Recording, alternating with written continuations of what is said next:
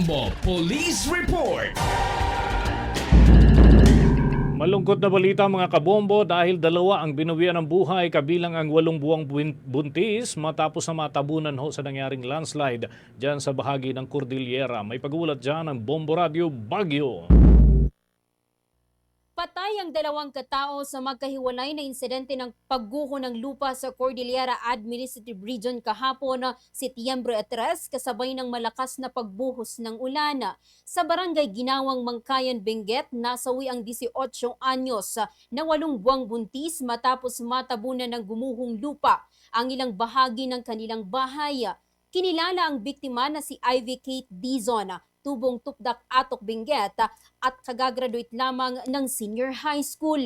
Sa panayam ng Bombo Radio kay Omar Damuslog ng Barangay Ginawang, sinabi niyang gumuho ang riprap sa likod ng bahay ng pamilya Dizon pasado 4:00 ng hapon. Ayon sa kanya, hindi nakalabas ang biktima dahil natutulog ito sa kanyang kwarto nang mangyari ang insidente. Agad na humingi ng tulong ang pamilya sa mga otoridad at volunteers at na-recover ang katawan ng biktima. Makalipas ang humigit kumulang 15 hanggang 20 minuto. Naitakbo naman ito sa Lutheran Hospital sa Abatan, Bugyas, ngunit idiniklara siyang dead on arrival. Dagdag pa ni Damuslog, ilang araw nang walang tigil ang buhos ng ulan sa kanilang lugar na anya'y nagpalambot sa lupa at naging sanhi ng pagguho. Aminado rin siya na landslide-prone area ang kanilang barangay dahil sa bulubundukin nitong terrain. Gayunpaman, ito ang kauna-unahang insidente ngayong taon na nagdulot ng pagkasawi. Sa ngayon, sasailalim sa ocular inspection ang pinangyarihan ng insidente upang maiwasan ang panibagong pagguho lalo na't may mga kabahayan na malapit sa lugar. Nangako rin ang barangay na magbibigay sila ng kaukulang tulong sa pamilya ng biktima. Yun po yung i-ocular inspection ng MDRRMO ngayon para titingnan kung anong mga possible na gagawin para hindi bumagsak yung nasa taas, hindi matuluyan po. Mostly ang dahilan kasi tuloy-tuloy po yung ulan dito sa amin, very abnormal.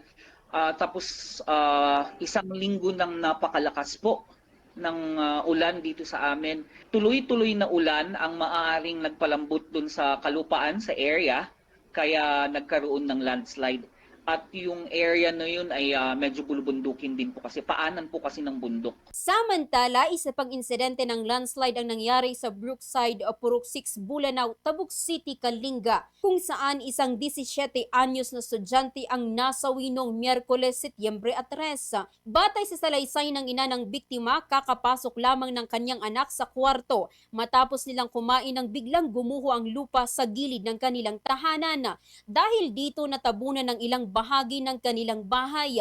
Nakaligtas ang ina at isa pa niyang anak matapos agad na makalabas, subalit naiwan sa loob ang estudyante. Agad na humingi ng tulong ang pamilya sa mga otoridad na mabilis namang rumisponde. Natagpuan ng mga rescuer ang katawan ng biktima, ngunit wala na itong buhay.